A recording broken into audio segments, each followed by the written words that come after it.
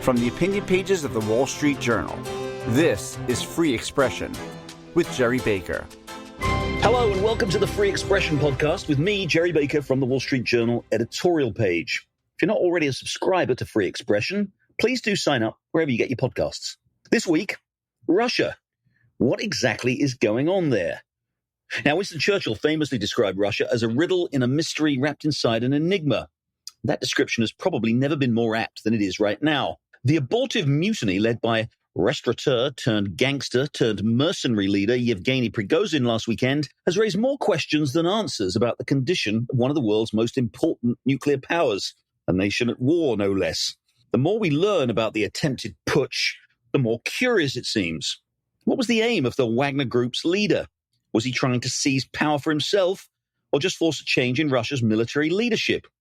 How much inside assistance did he have from the military? Why did he back off when his moment of opportunity seemed to be at hand? And why, despite his promise to punish the mutineers, did Vladimir Putin wind up striking a deal with Prigozhin that, at least on the face of it, seems to leave the Wagner leader at liberty? Has Putin himself been weakened by the events of the last week? And what does it all mean for the war in Ukraine and the United States' continuing support for Kiev's counteroffensive? And where, of course, does it leave the Russia-China alliance that Putin has forged with Xi Jinping? Well, to try to answer all these questions and more, I'm joined by former US Ambassador to Moscow and Beijing, John Huntsman. Huntsman has served in every single US administration of both parties since that of Ronald Reagan, not including the current one of Joe Biden. He was governor of Utah from 2005 to 2009 and ambassador to China from 2009 to 2011, when he returned to the US to run unsuccessfully for the Republican nomination in the 2012 presidential election. In 2017, he was nominated by President Donald Trump to be U.S. ambassador to Moscow and served there until 2019. He ran again for the Republican nomination for Utah governor in 2020, but lost the primary that year. And John Huntsman joins me now. Ambassador, thanks very much for joining Free Expression. Hi, Gerry. It's a pleasure to be with you. So let's start with the events of last weekend. What's your take on what happened there? And in particular, where do you think they leave Vladimir Putin? Well, there's a lot that we don't know. And I think we have to be somewhat humble when it comes to analyzing events in Russia, because oftentimes the United States and indeed the world are taken by surprise by events. So there's much we don't know, but there are some things that we do know. I think, number one, we can say with some confidence that Putin's uncontested reign is probably over. His authority has been compromised, perhaps fatally, which is a first in his 23 years of governance. Number two, something that we all should reflect on, because it has to do with what Putin is down deep beyond just a KGB operative, and that's he's also a politician. He's facing a constitutional requirement to declare in November of this year, just months away, if he's running for re-election in March of 2024.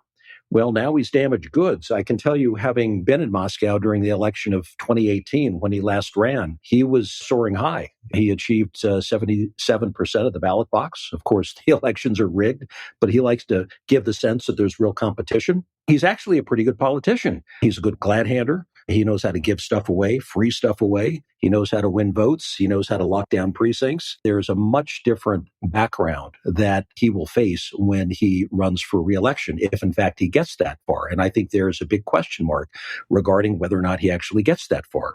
So what else do we know? We know that Putin has been publicly humiliated. So here's a man who can lose 200,000 troops on the battlefield, literally a generation of young men massacred. He can lose half of his tank fleet, a third or more of his helicopter fleet. That doesn't matter much, but when he's publicly humiliated, that is the worst possible fate of all, because it happens in a system that abhors weakness and his governing legitimacy, shall we say. So every leader in the world, as you know, Gerry, you're a keen observer of this stuff, has some connection to an issue or some form of legitimacy that allows them to govern, that gives the population of that country a sense to keep them in office. His legitimacy has always been tied to being a strongman, strength, the ability to protect. And when he is publicly humiliated and when weakness is exposed, this is absolutely the worst thing that can happen to Vladimir Putin. I mean, Stalin 70 years ago would have gunned down 10,000 people after an event like this. And what it does, in a sense, is it really shows the divide within the system, because here you have probably the most significant run on the state, the greatest existential threat in Putin's 23 years of service. What does he do? He gives him passage to Belarus.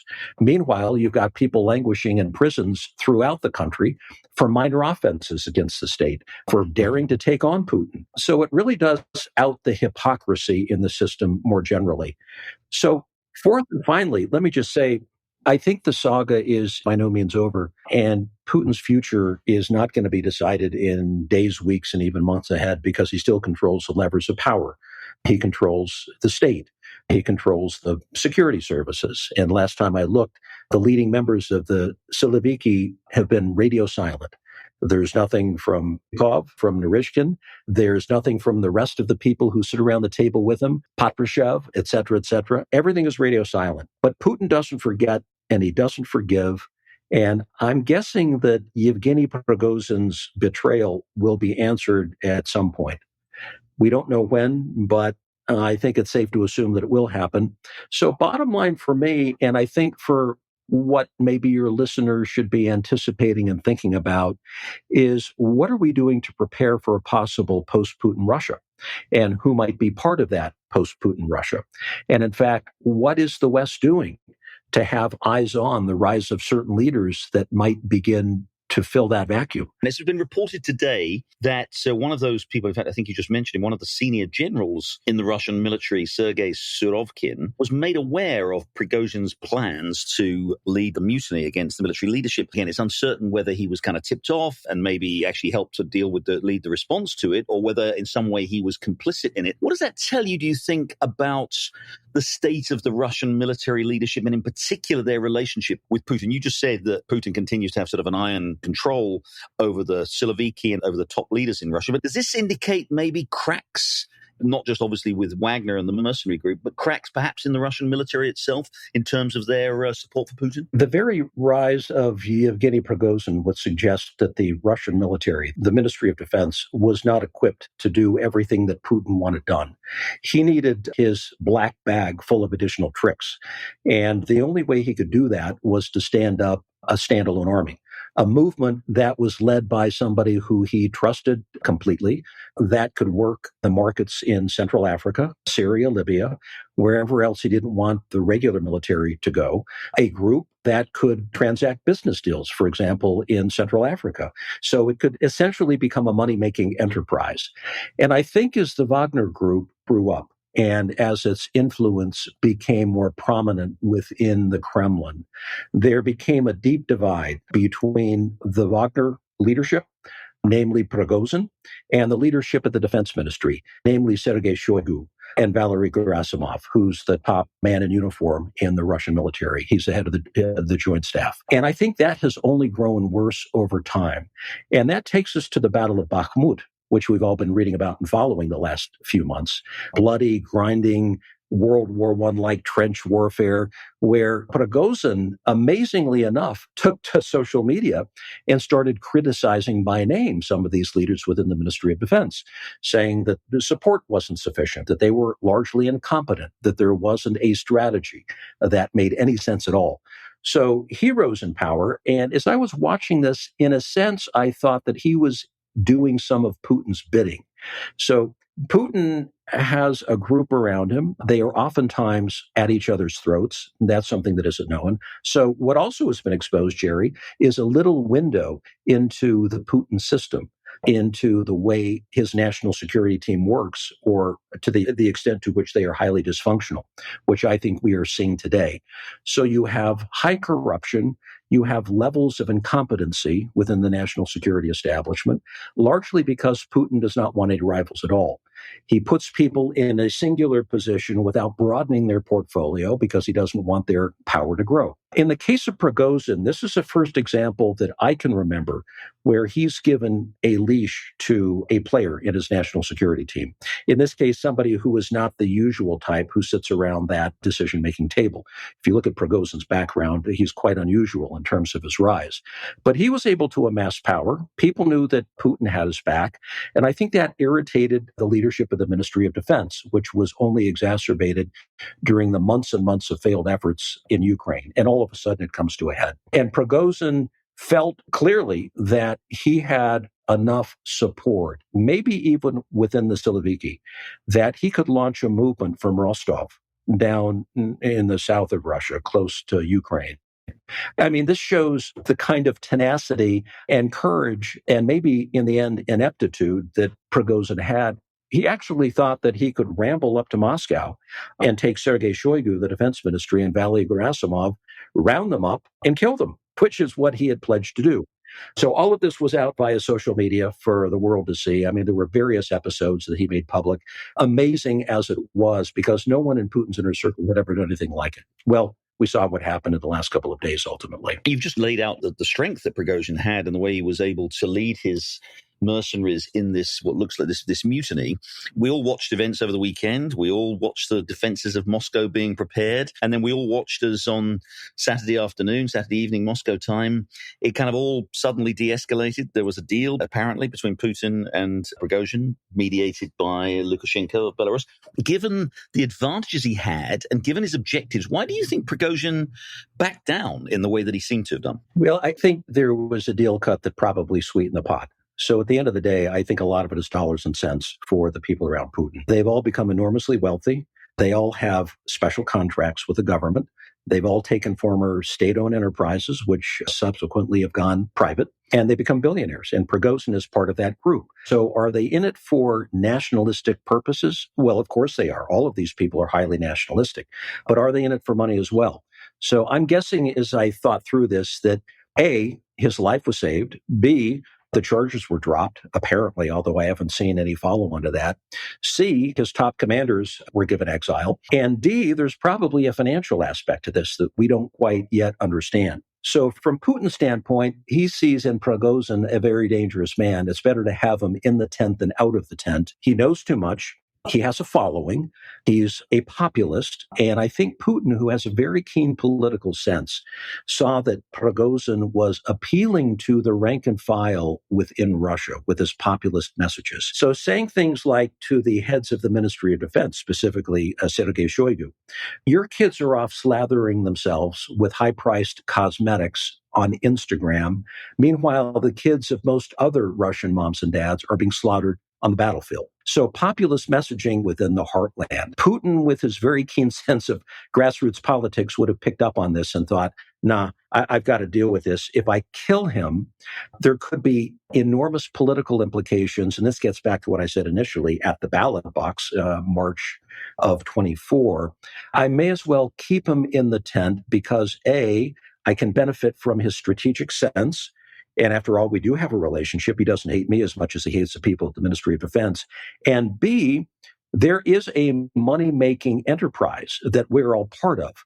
When we go into the Central African Republic, when we go into Libya, Syria, and other places, we do deals. Not only do we engage in warfare, training, and collaboration with some local forces, but we do deals. We get concessions on raw materials and other things that are extremely valuable to the people who sit around Putin. So at a time when there are hundreds, if not thousands, of individual sanctions, individual and entity sanctions lodged against Russia, at a time when the economy is completely dysfunctional, with the exception of gas, oil, arms sales, and the black market, I think they're looking at the balance sheet and saying, Prigozhin is, in the end, a deal maker, and he's important to our cash flow. So he's better alive than he is dead. He's better in the tent than out. And by the way, I can confide in Lukashenko, who can do a third-party bank shot transaction. And that seems to be where we are. But in the meantime, you have, I think, a populist sentiment brewing against the war. People, I think, are increasingly coming out against the war. And we'll see how many are willing to speak out. It will be quite interesting. But the general you talked about earlier, I'm guessing that the defense ministry had to have a line of connection with Prigozhin at a fairly senior level. So what better way than to deputize the deputy minister of defense as the liaison officer, who may have become too close to Prigozhin, may have been too much in the loop, I'm guessing that he was probably there as Shoigu's liaison with Prigozhin, and that may have become too close of a relationship, and now he's caught up in the middle. Just to be clear, you think, again, that the idea is to keep him inside the tent. So you don't share the view that some people do, that, as General David Petraeus put it at the weekend, that, he may want to not stand near any open windows in tall buildings anytime soon. You don't think Putin will deal with him at some point in the way that he has traditionally dealt with anybody he sees as a threat or a rival? When we look at certain cases, let's go to Alexander Litvinenko or Sergei Skripal. Some time passed before they were done in.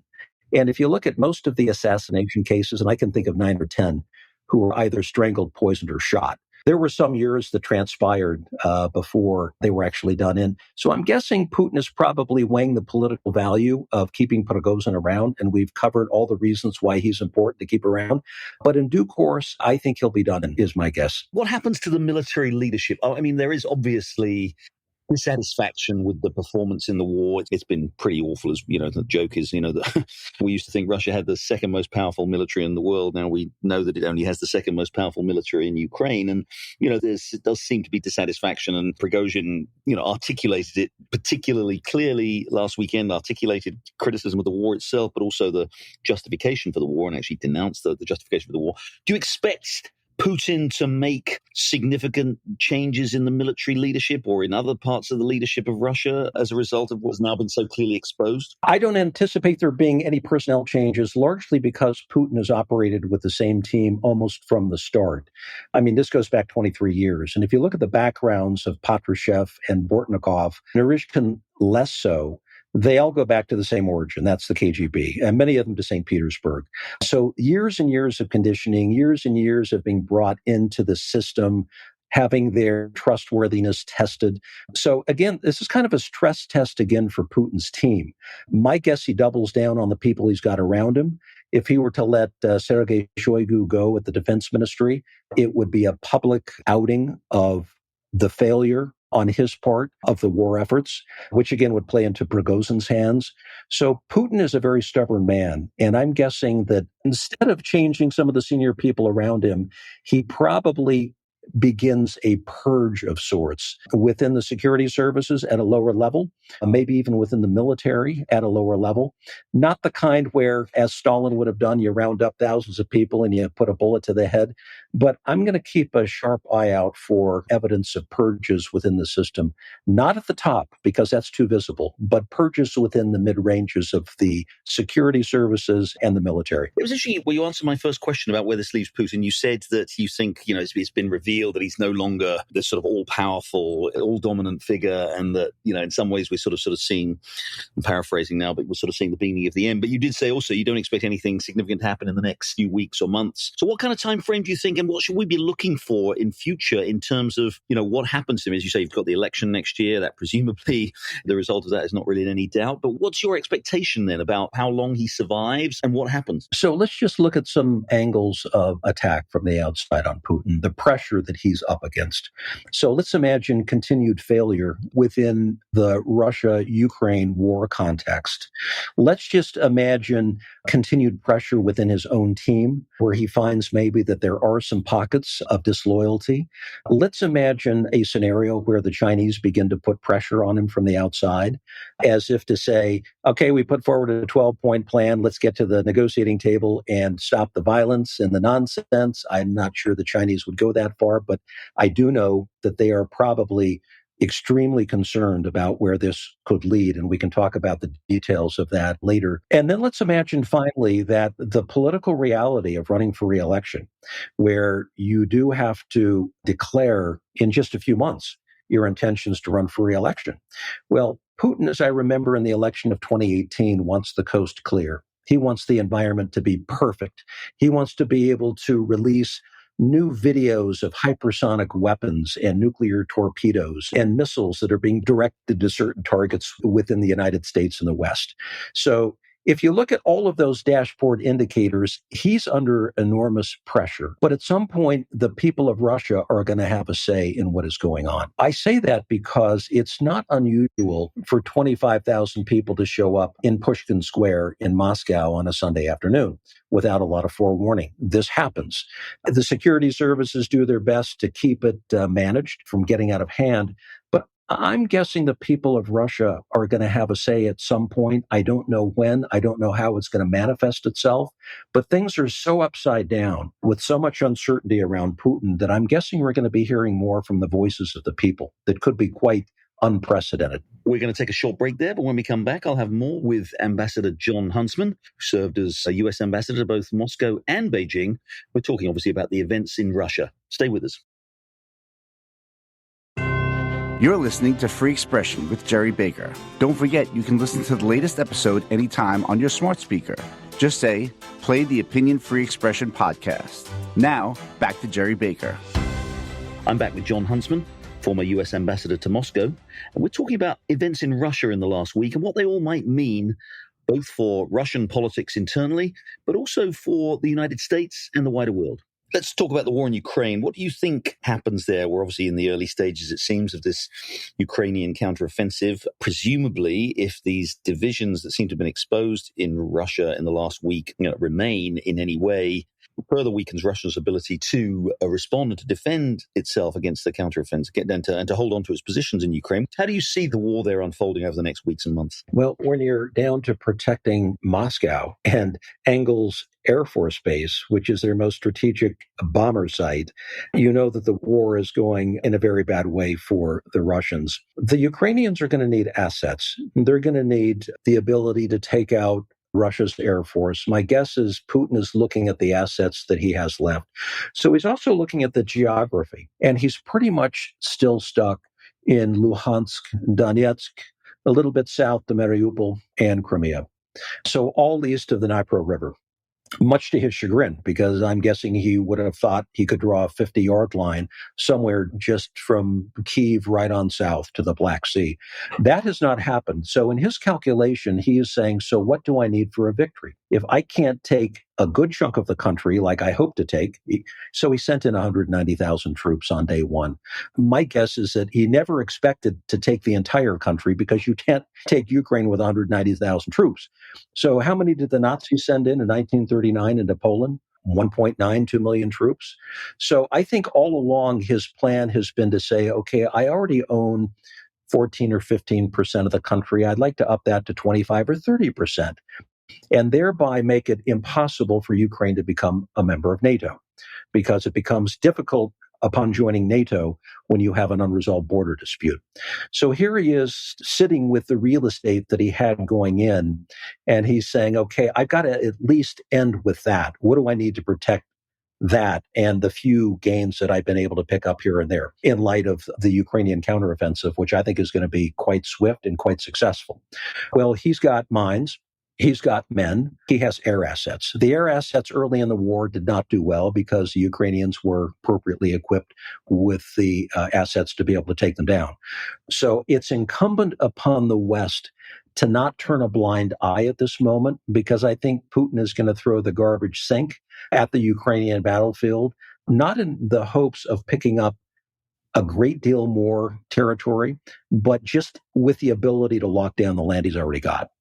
So you have to imagine, what does he have to announce to the people of Russia to be able to claim victory? He's got at least to be able to say that he's been able to gain some territory, pick up some strategically important sites and some land that is culturally and historically valuable to the Russian people, as many places are in Ukraine. So he'll be throwing increased air assets at the Ukrainians. The West needs to make sure that Ukraine is properly equipped with the assets to deal with that. I think the information campaign, if I could say that, is really important. So this is less kinetic and more what Western support can encourage Ukraine to do, which is amp up the channels of communication to the Russian people about what is going on within the Russian high command. They all live in a bubble for the most part, even though you can access the internet without too much difficulty within Russia.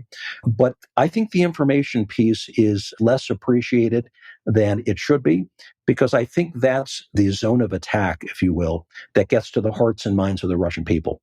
And I'm guessing that the IO, the information operation side of this, will be amped up substantially. And then you need a whole lot more in the way of just 155 millimeter shells, which is a standard shell for tanks and howitzer cannons. And if you stop to think that Ukraine is blowing off maybe 5,000 of those a day. And we have one manufacturing plant in the United States, I think in Iowa, that's not making that many a day. So the inventory levels are being depleted. And we also have to meet a certain readiness criteria in the United States based on our own defense plans. So the inventory levels of just the basic material, weapons, and ammunition will be extremely important in the weeks and months ahead in order to make sure that Ukraine is properly equipped to carry this as far as it can. And I think Prigozhin has given the Ukrainians the gift of 16 months. And that is completely scrambling decision-making within the Russian high command, forcing them into a position of being in fumble formation. And I think Putin must, first and foremost, be very, very concerned about keeping his own side in order, in line, in order to prosecute any semblance of a counterbalance against what I think is going to be a very aggressive Ukrainian onslaught. You've talked about the continuing US support for the war in Ukraine. More broadly, how should the US respond now we've seen what we've seen in the course of the last week? Does it change US policy? I mean, I'm assuming that we've got significant intelligence assets in Russia, perhaps, egging on and helping to destabilize Vladimir Putin. And presumably that continues and maybe even intensifies. But beyond that, how should the US handle this? I mean, should it prepare for what changes may come in Russia, but also maybe in a way, what can we do to help precipitate those changes? Well, I think externally working with NATO and our allies. So if you had told me 2 years ago that Finland would become a member of NATO, I would have called you crazy. If you had told me that Sweden might soon become a member of NATO, I would have called you doubly crazy. Yet here we are, and there's a barrier, a veritable barrier, built up where the Warsaw Pact once stood.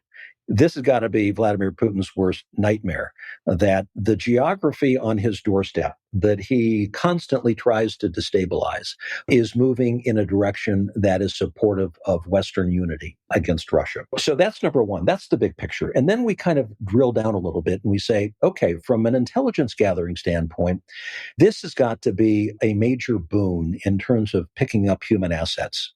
You got a lot of people in relatively senior positions who are watching all of this play out, and they're saying, I don't want to be part of it. I want to cut a deal. I want to escape. I want to figure out how to save my family, how to resettle my moments. That intelligence leaders look for in terms of really being able to pick up important assets that they can begin to work. And that in turn is going to open up a window on exactly what is happening behind the curtain and what we can expect some of Putin's next moves to be.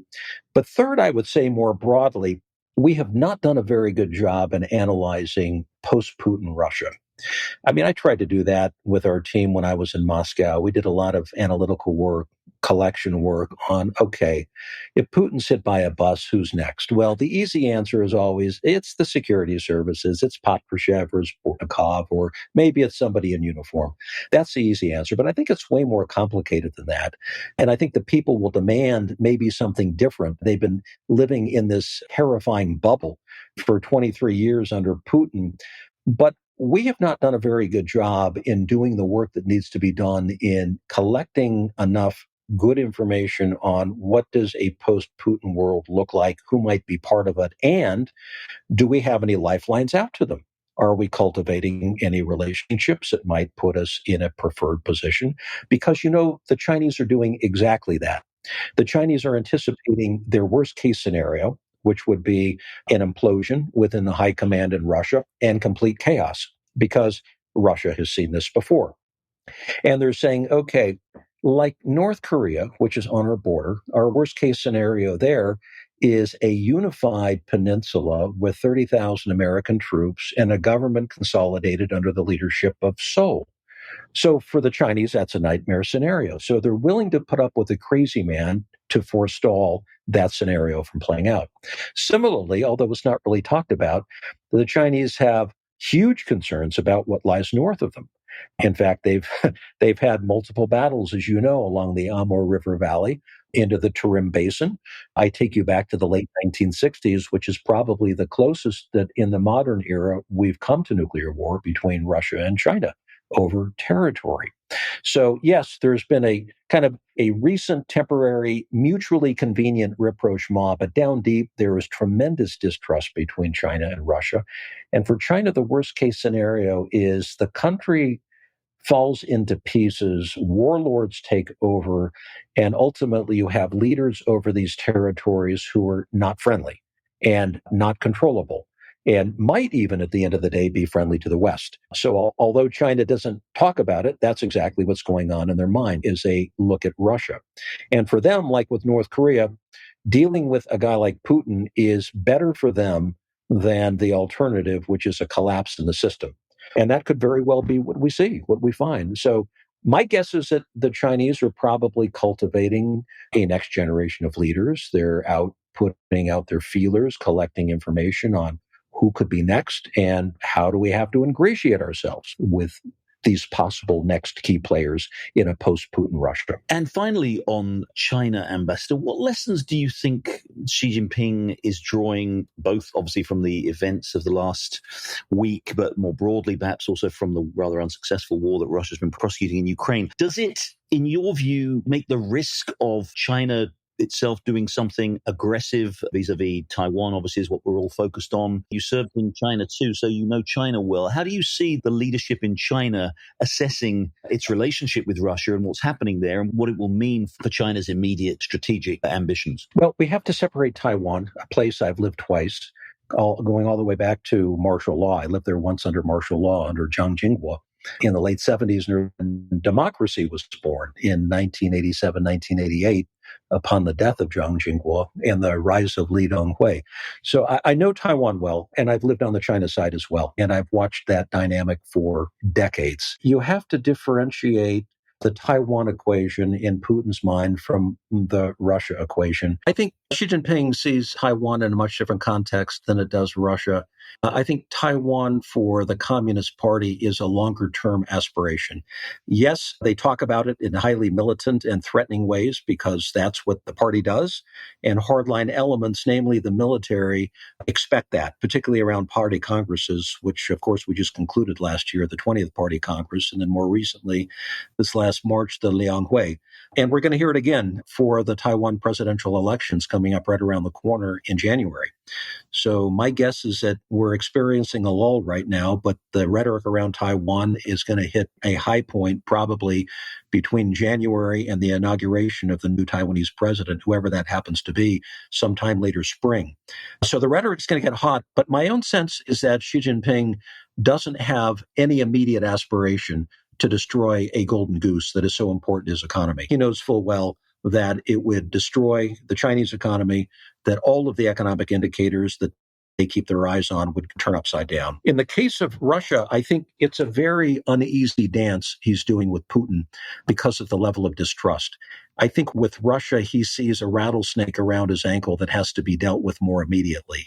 And that is with each passing day and the bad news that comes out about Putin, about the war, about the dysfunction of the Russian government, all of this puts the Chinese leadership in a very vulnerable spot because they did go all in. And I'm guessing that there are many in the high command in Beijing, certainly at the Standing Committee of the Politburo level, who have serious misgivings about going that far in with Vladimir Putin and Russia. I say that because I've heard senior people in the Kremlin talk about the Chinese, and I've heard senior people in China talk about Russian leadership. And I've been able to develop a sense of what they both think of the other. And there isn't a lot of love lost. There is mutual distrust.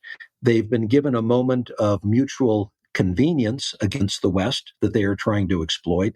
But I think it's a very tenuous one, quite frankly. And my guess is that Xi Jinping is going to keep his head down. He's going to let this play out. He's only going to appear when there's good news or documents to be signed that would show mutual progress in his relationship with Russia. And I don't anticipate any of that occurring anytime soon. So you think that, again, and in terms of lessons learned this week, you think that Xi Jinping's, any lessons that he's learned from what's going on in Russia, probably what sort of tend him to be somewhat more cautious, do you think? Or do you think it just doesn't really feed into his planning? If anything, more cautious. You have to remember for 50 years, the Taiwan issue has been managed. It's way more complicated today and way more dangerous simply because of the level of advancement and sophistication of the Chinese military and their ability to do grave harm in the region. And their way more belligerent posture following, and I take this back to the 18th Party Congress, probably 2012, when there were some early signs of that change in the system occurring. But toward Taiwan, unless there is an overt move toward independence, and that's why this presidential election is going to be so important to watch. So if you have William Lai, who is the current vice president under Tsai Ing-wen, he's already the DPP, the Minjindang candidate, the Democratic Progressive Party. He's also seen as a deeply green candidate, by which I mean he's largely favored independence from the beginning of his political career. That's the one issue that is likely to bring fireworks in the Taiwan Strait. So he's being very cautious. If you notice his statements most recently, he's set aside any talk of independence. I'm going to take a pragmatic approach. We want peace across the strait. We want kind of get back to the 92 consensus. Even that's more of a KMT approach, more of a Kuomintang approach, which is getting back to the agreement that was signed in Singapore in 1992 between former Shanghai Mayor Wang Daohan and Taiwan diplomat Gu Zhengfu. There's a sense that both sides are kind of walking carefully back toward the 92 consensus, which is more premised on direct exchanges, trade and people to people, and getting it back into a less aggressive mode. We'll see what happens on that front, but I'm expecting the Taiwan election is going to bring some real fireworks because William Lai is going to be under pressure by the Green faction within the DPP to talk about independence, to position his race more around independence for Taiwan, and that's going to bring enormous blowback from Beijing. Well, plenty to watch out for there, and living in interesting times, as the Chinese would say. Ambassador John Huntsman, thanks very much indeed for joining Free Expression. Gerry, such a pleasure. Thanks for having me. Well, that's it for Free Expression this week. Please do join us again next time. And in the meantime, have a great week. Thanks again.